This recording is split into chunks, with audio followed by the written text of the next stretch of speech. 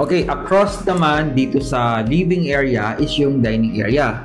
So, tinignan natin at inassess natin kung ano yung mga design na kailangan natin gawin. So, ito yung gagawin natin sa ating dining area. So, dito sa dining area, same lang din yung kulay na gagawin natin. Kukulayin natin lahat ng wall ng white and yung ating ceiling na white. But dito sa ating part ng ating ceiling, kung mapapansin niyo, we have the shadow box or yung tinatawag din nilang shadow gap. So, dito sa shadow gap na to, magpo-propose tayo na lalagyan natin siya ng LED strip para magkaroon ng ibang essence of color naman dito sa ating portion ng ating dining area.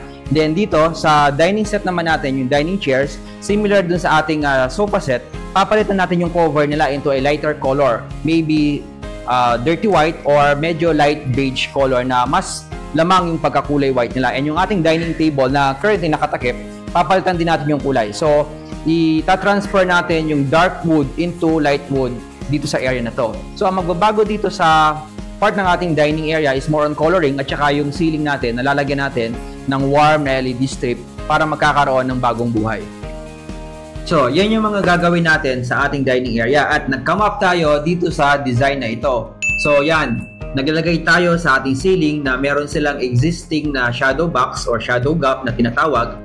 At dun sa shadow gap na yon, maglalagay tayo ng LED paikot para magkaroon ng bagong appearance yung kanilang dining area.